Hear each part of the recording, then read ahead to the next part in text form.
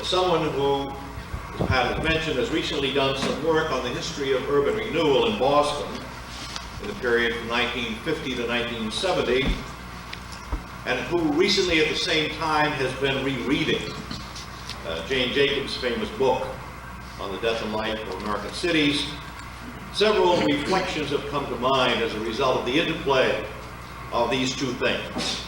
The first is historical.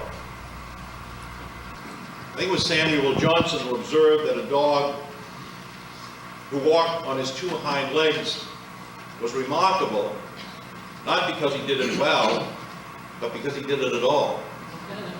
And I must admit that I had this distinct feeling about the process of urban renewal in Boston.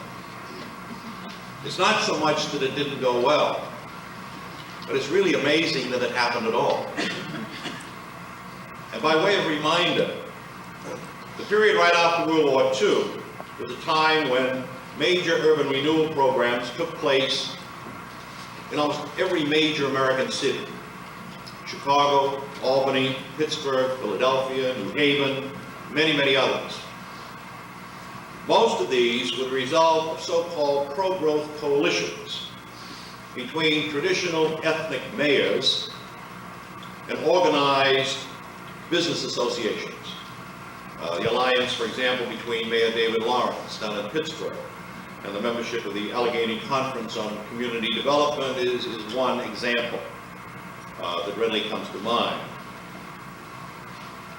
In the city of Boston, generations of religious conflict and social division made it almost impossible even to conceive of such an alliance.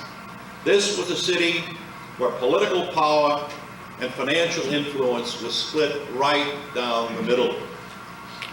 Irish Catholic Democrats monopolized the political apparatus of this city and its neighborhoods.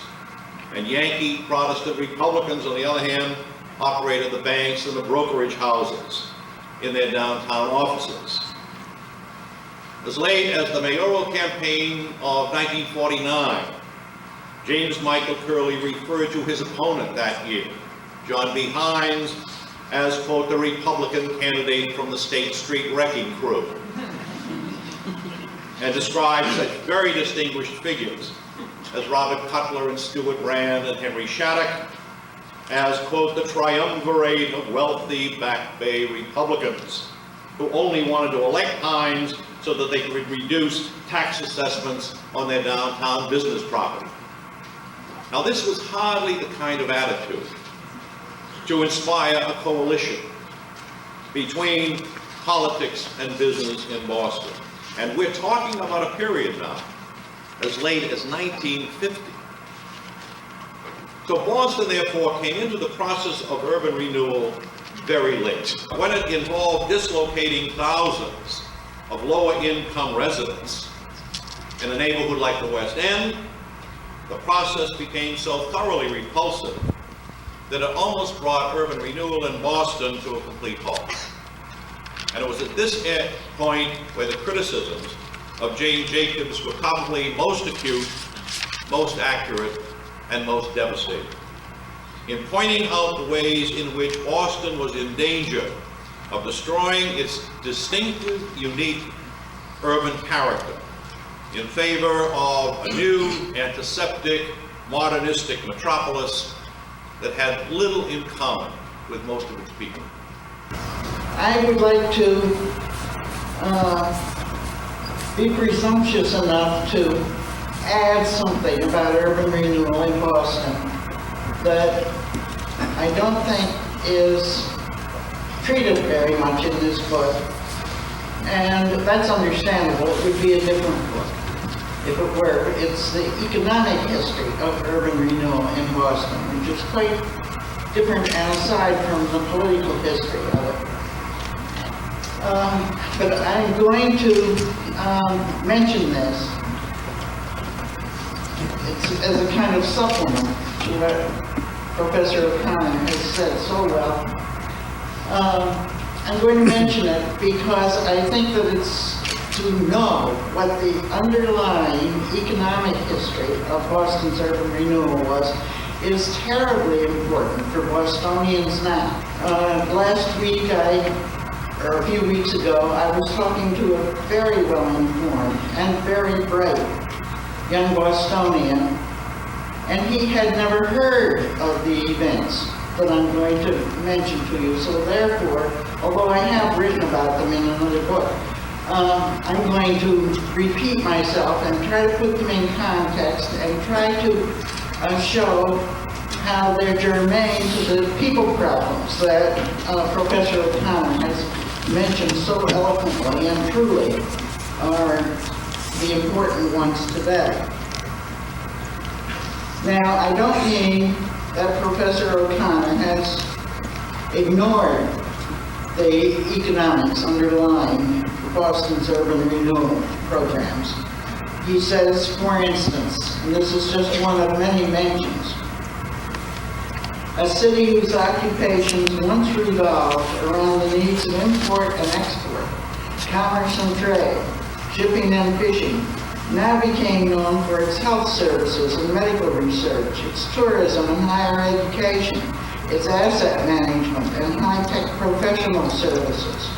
The emphasis on professional skills and managerial occupations requiring a high degree of education made Boston a predominantly white-collar city and produced an extraordinary growth in jobs and wages during the 1970s and 1980s. All very true. The poor have long served as scapegoats in America for economic decline. And in the 50s, they were not only scapegoats, they were also an obstacle. If they were removed, then there would be growth. Get rid of the poor and 100 buildings will bloom, to paraphrase an old Chinese communist who's now thankfully dead. Moreover, there were not enough blacks to serve that scapegoat function in Boston or near Boston downtown. And so the West Enders, the Italians and the Poles, the Albanians, and the handful of Jews that were left served that function instead. And in retrospect, maligning the West Enders seems to me to have been a kind of mass delusion. That destruction of the West End was utterly built on lies. And I ran not only in the promises that were made, that were not kept, but I ran across people from time to time who had been involved in it.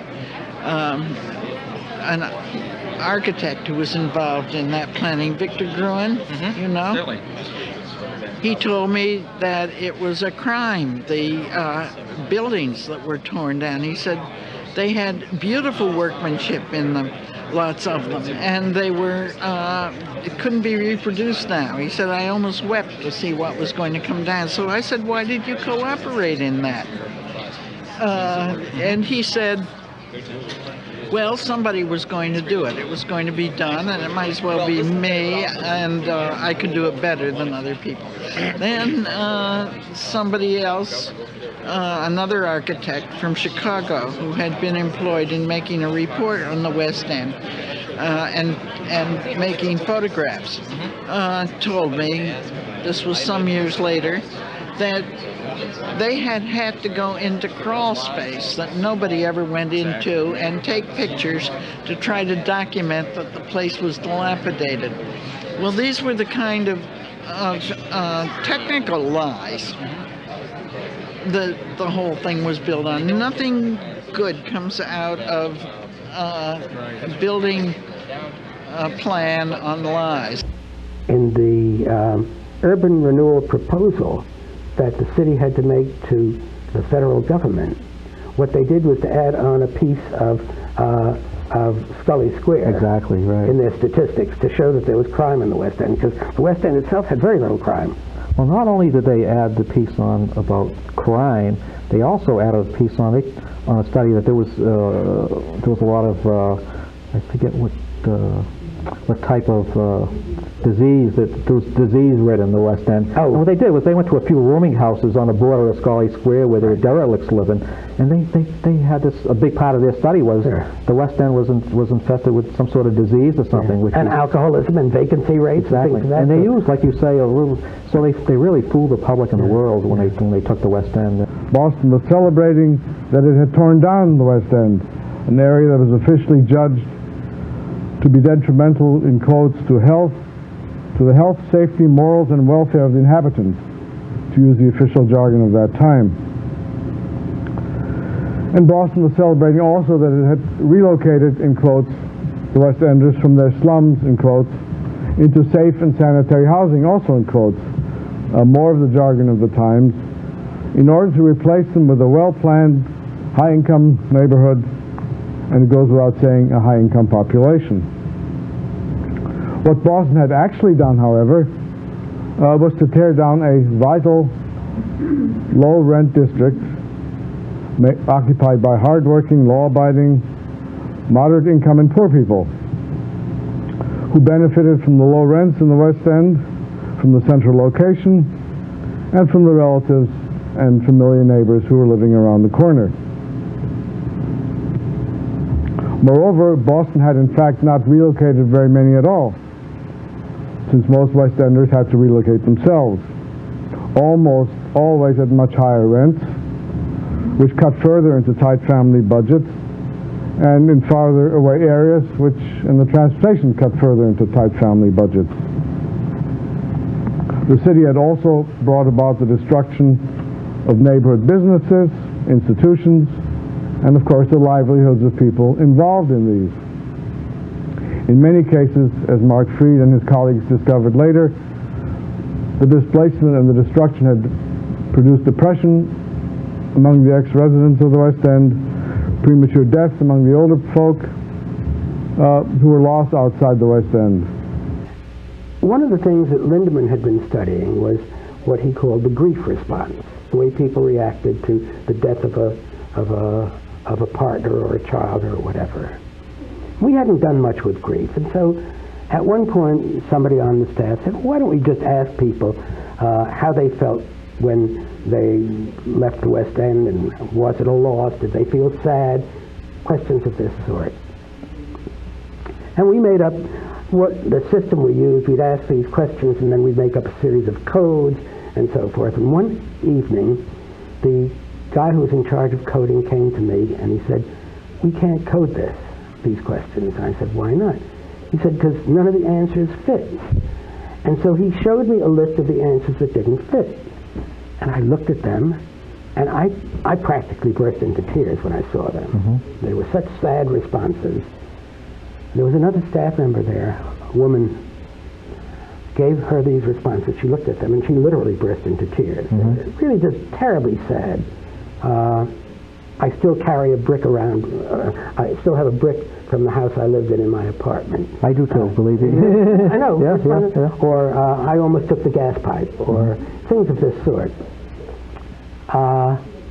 And on this basis, I wrote a paper which actually became a very famous paper, maybe because of the title. I called it Grieving for a Lost Home. Mm-hmm. That, I think, is a fairly unique kind of response. At least, I would say, almost half the population experienced a very severe grief response. Not just nostalgia, not just sadness, not just missing the place, but they were really deeply depressed because of the loss of the West End. What these people did not understand, or enough of the population of cities understand at the time, is how valuable communities are in the cities. They thought of people as statistical, replaceable cogs somehow.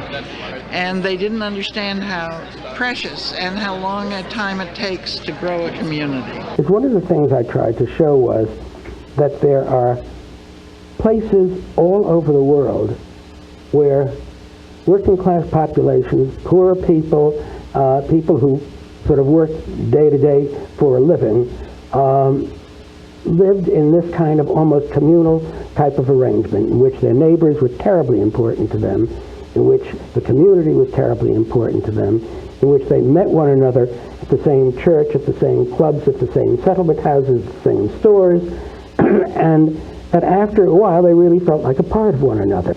And that's what was so important in the West End. It was this, what we sometimes refer to as a close-knit network, in which everybody not only knew everybody else, but everybody else knew everybody else. And it was a whole linking of people, so that your friends were friends with one another, which really made it a very lively, exciting place for people to live. So it was very destructive, and the destructive effects have lasted now for quite a long time. The only way they can be repaired, in a sense, is by new communities growing and not being destroyed. And I hope that we've learned enough lessons. It's a terrible thing that a place like the West End should have been sacrificed so that people should learn things that they should have known ahead of time.